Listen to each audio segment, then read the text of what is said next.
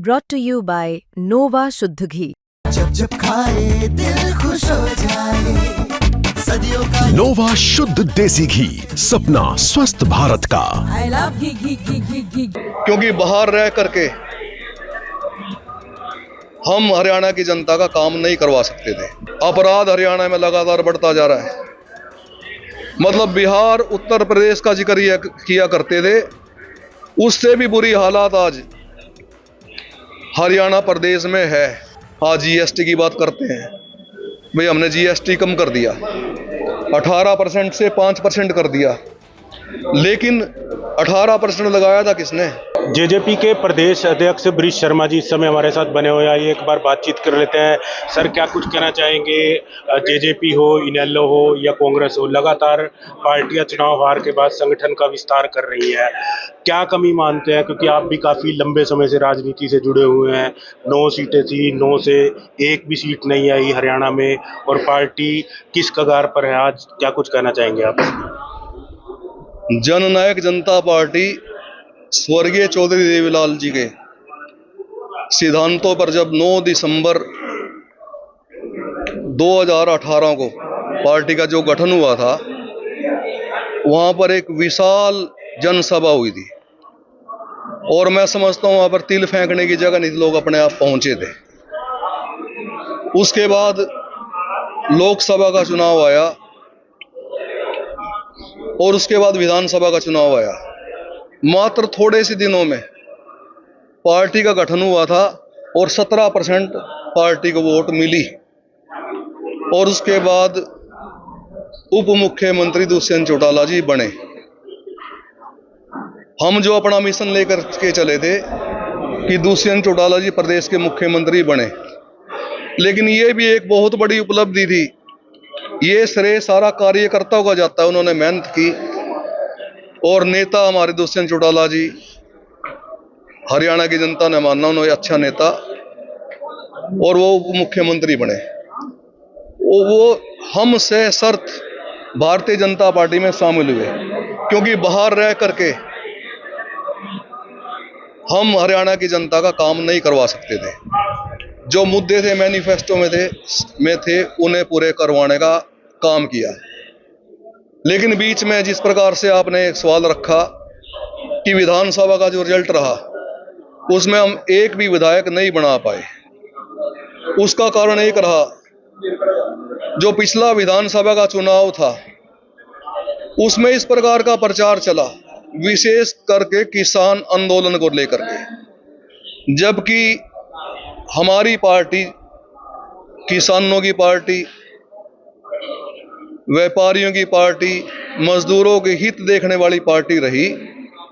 लेकिन जो किसानों का आंदोलन में दुष्प्रचार चला कि दुष्यंत जी इस्तीफा दे दें, आज वो किसान समझने लग गए, क्योंकि उस समय भी किसान आंदोलन में हमारे कार्यकर्ताओं ने, जहां पर आंदोलन चलता था, स्वयं भी गए कार्यकर्ता, और दूध, फल, सब्जियां, पैसे की मदद भी करी। लेकिन इसका हमें, क्योंकि एक दुष्प्रचार चला, विधानसभा में वोटें 2 जगह बटी और उसका हमें नुकसान हुआ। लेकिन आज भारतीय जनता पार्टी को 1 साल होने को है सत्ता में। आज हालात किस प्रकार के हैं? अपराध हरियाणा में लगातार बढ़ता जा रहा है। मतलब बिहार उत्तर प्रदेश का जिक्र किया करते थे, उससे भी बुरी हालात आज हरियाणा प्रदेश में है। अगर यही हालात चलते रहे तो यहां से उद्योग पलायन कर जाएंगे। भारतीय जनता पार्टी वाले आज बात करते हैं, एक तरफ तो जब पाकिस्तान ने हमारे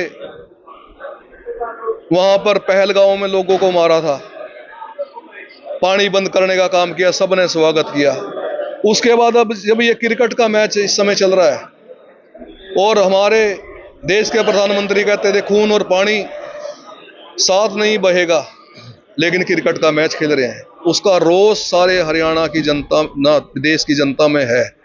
आज जीएसटी की बात करते हैं, भाई हमने जीएसटी कम कर दिया, 18% से 5% कर दिया, लेकिन 18% लगाया था किसने?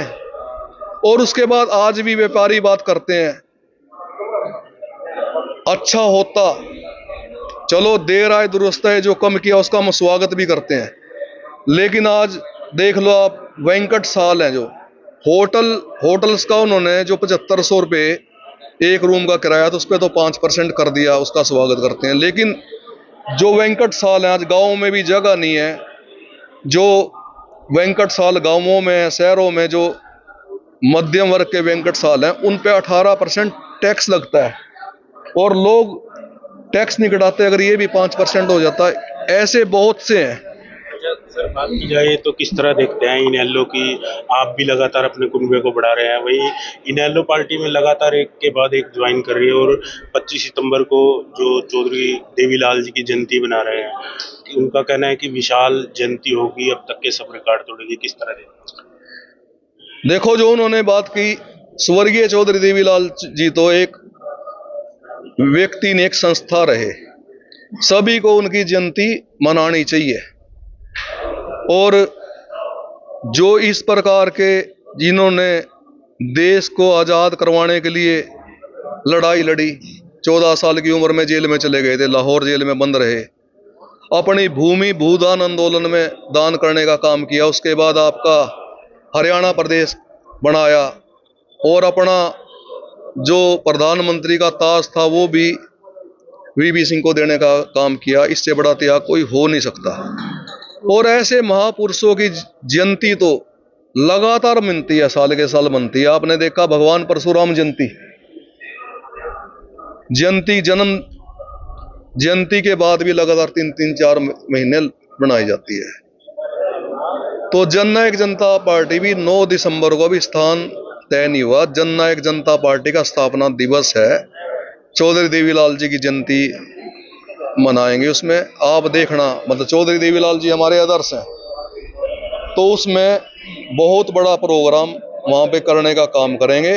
और आज आपने देखा कार्यकर्ता एक शॉर्ट नोटिस पे, कल ये जिला अध्यक्ष जी ने सूचना दी, हमारे हल्का अध्यक्ष बड़े सारे और वरिष्ठ साथी यहाँ पर बैठे हैं। आज कितना जोश देखने के लिए करनाल की मीटिंग में मिल रहा है। जननायक जनता पार्टी जनता के बीच में जाएगी और जो सरकार की खामियां हैं उन्हें उठाने का काम करेंगे। आने वाला वक्त मेरा मानना है कि जननायक जनता पार्टी का रहे। तो ये थे हमारे साथ जेजेपी के प्रदेश अध्यक्ष ब्रिज शर्मा जी। तमाम विषयों पर उन्होंने हरियाणा तक से खास बातचीत की। करनाल से हरियाणा तक के लिए कमल की रिपोर्ट।